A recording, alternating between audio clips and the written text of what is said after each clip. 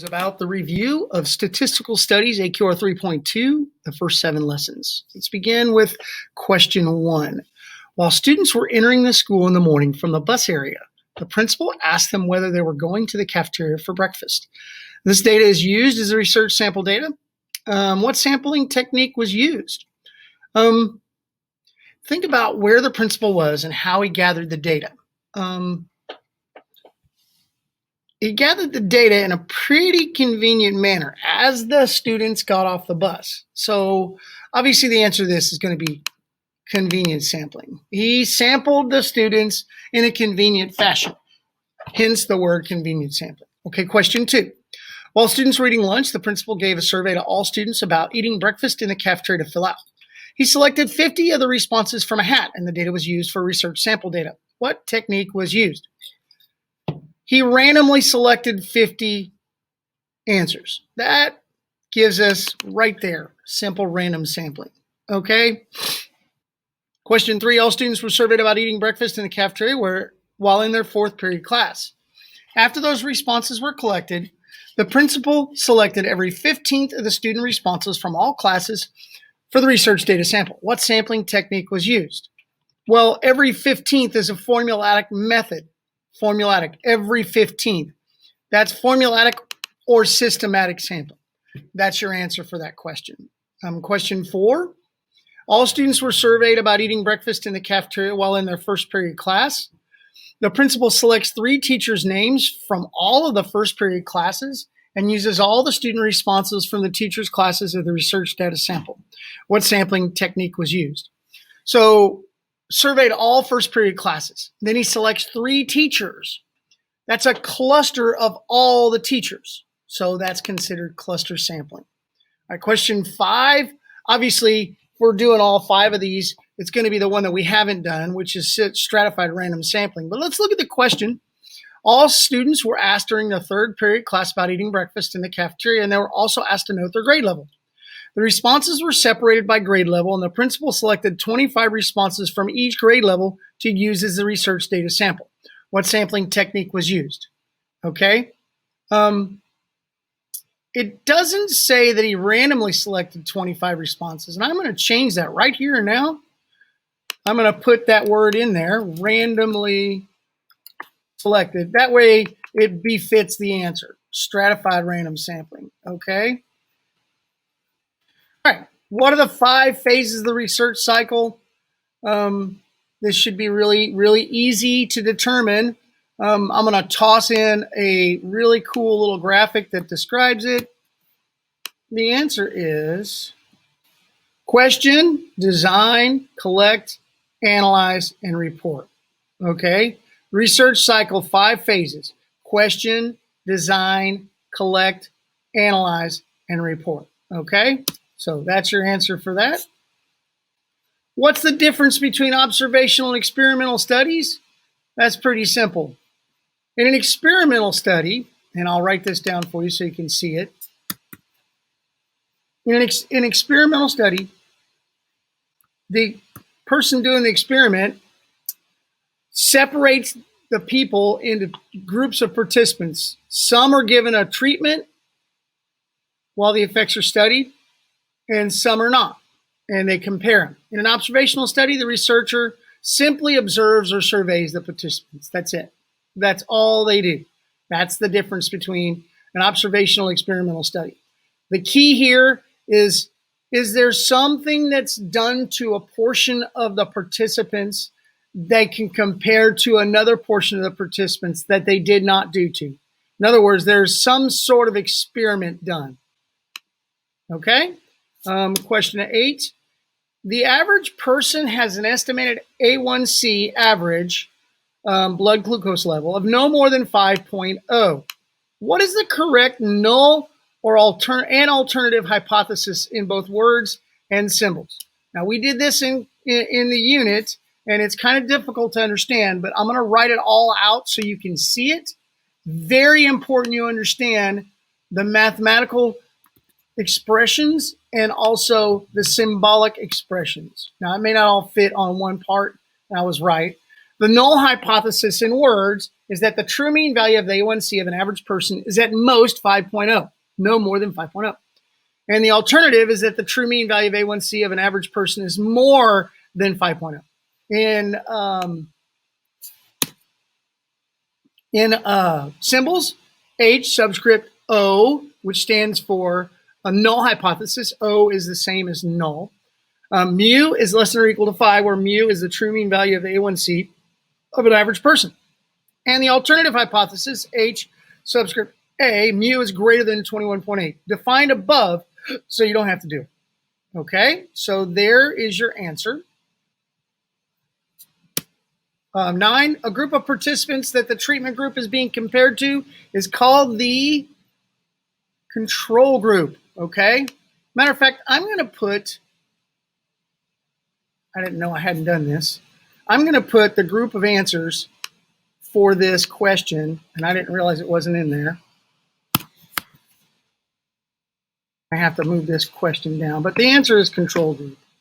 You're given 4 response parts, and the answer is control group. I'm going to go ahead and take the color off, underline it, so that you don't see the answer. There you go. Okay. So, now, half of the teachers who ordered a regular coffee at their neighborhood Starbucks were unknowingly given decaf. Both groups report increased alertness. This is an example of what is called what? We call that the placebo effect.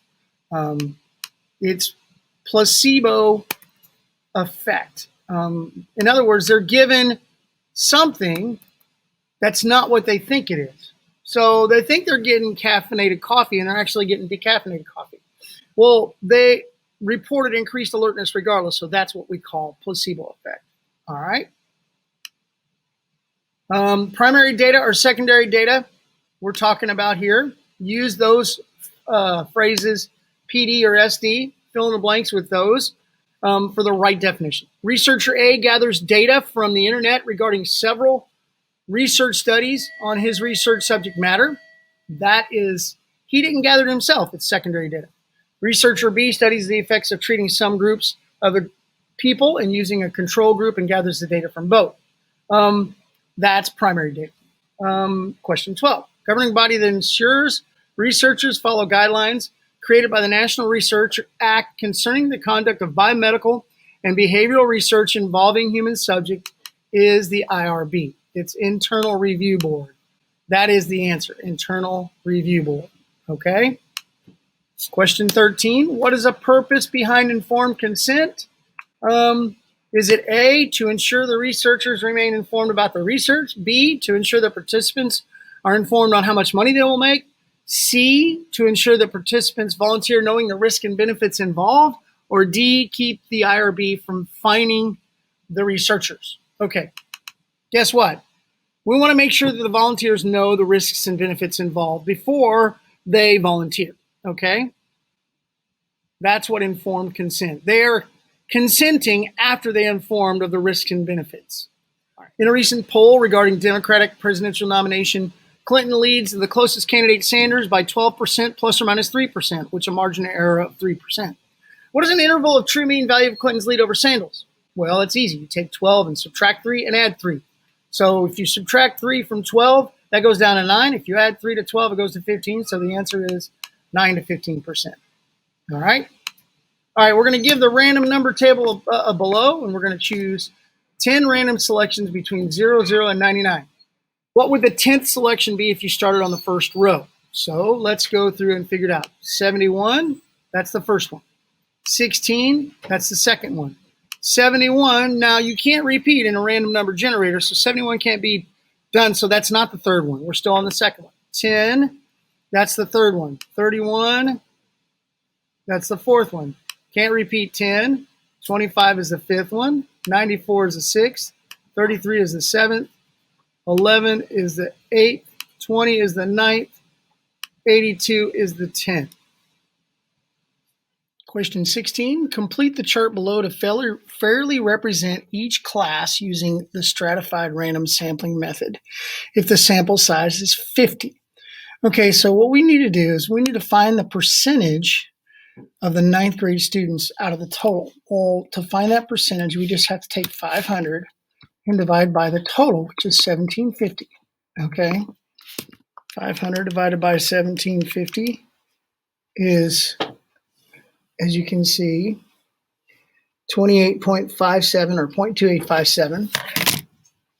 We're going to change that into percentage, so that's 28.57%. And I'm going to leave the percentage on there. 450 divided by 1750 is 25.71%. Okay, 425 divided by 1750 is 24.29%.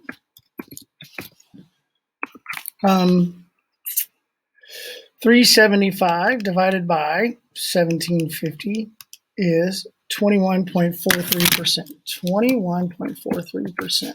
Okay, and that should give us a total of 100%.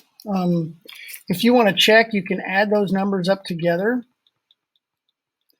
28.57 plus 25.71 plus 24.29 plus 21.43 equals 100%.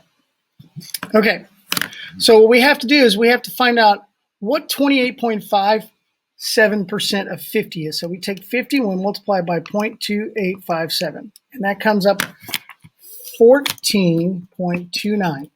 All right, that's the total number of ninth graders we need to have for this sample. 50 times 25.71% is 0.2571, and that's 12.86. Okay, not 5.6, but 6.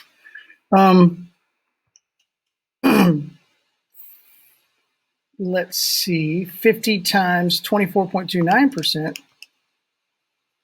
me make sure I put that in there right. 0.2429 is 12.15. 12.15. So in other words, 24.29% of 50 is 12.15. 50 times 21.43, 0.2143 is 10.72. Okay, oops. 10.72. Now, to see if I got this right, I'm going to add all those numbers together and make sure they come out to 50. Because if I did the percentages right, it should come out to 100% of 50. Comes out to 50. And we need to round them. So you can't have a sample of a portion. That's a portion of a person. So it has to be a whole number. So that we have real whole people. So here's how we do that. We're going to round down for any number below 5. So that would be 14. Round up for any number above 0.5. And we should come up with 50. 14 plus 13 plus 12 plus 11 comes out to 50. So this would be your correct answer for that. So let's take a look at these. This particular graphical study. This is in using technology. This is a dot graph. We're looking at the number of shoes a student has, not sizes, but the number of shoes a student has. So looks like some people have a lot of shoes. Out of the 15 participants in this survey, one person had 8, 2 had 9, 4 had 10, 2 had 11, 12 had 12. One had 13 shoes, one had 14 shoes, one had 15 shoes, one had 16 shoes. What is the spread of the distribution? Okay, we'll start. The spread is simply from the minimum to the maximum. So that's 8 to 16. Okay, that's very simple. Is the distribution symmetrical? Okay, so what we're looking at is look at the middle. Okay, is it symmetrical? Do both sides look the same? And no, they don't. We look at the middle, this middle number 10, you have fewer below it than you do above it. So it's not symmetrical. They're skewed to the right. So no. All right, is it skewed right? We said yes. Is it skewed left? No. What is the number of data values? And I just told you, you count the dots, 1, 2, 3, 4, 5, 6, 7, 8, 9, 10, 11, 15. There's 15 data values in. What is the mean of the data, or X bar? Okay, X bar stands for the average. The mean is the same thing as the average. So you add the total sum of values. So there's how many people have 8, how many people have 9, and so on. So you're going to multiply that number by the frequency of that number. So we're going to have 8 plus 2 times 9 plus 4 times 10 plus 2 times 11, 2 times 12, 1 times 13, 1 times 14, 1 times 15, 1 times 16. You're going to add that sum together, and you will get your answer, okay? The mean of the data X bar is, it's the sum of the values divided by the number of values. Well, the sum of those values we just discussed is actually 170. You divide that by the number of values, 15,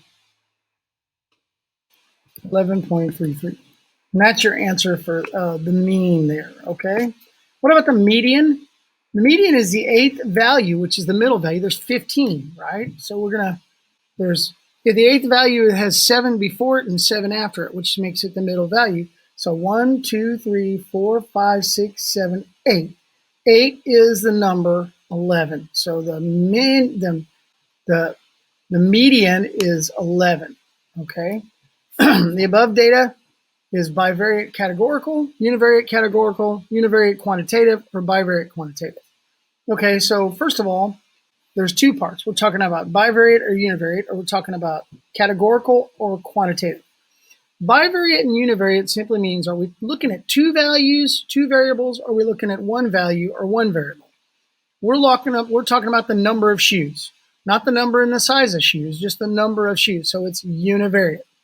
And what are we talking about? The number of shoes. Number is quantitative, not categorical. So obviously the answer to this one is going to be univariate and quantitative. All right. Last question. When a researcher is concerned about the differences in the treatment group and the control group, they should use which sampling method technique? Okay. Now, this is a kind of a push on what kind of sampling techniques we have, and we're talking about worrying about what biases we might have involved. Okay, so you have blind, double-blind studies, random assignment of treatments, and replication. A blind double-blind study just simply means that the participants don't know who is getting a placebo and who is getting a treatment, and neither do the research assistants that are applying those treatments and placebos. So that way there are no biases introduced.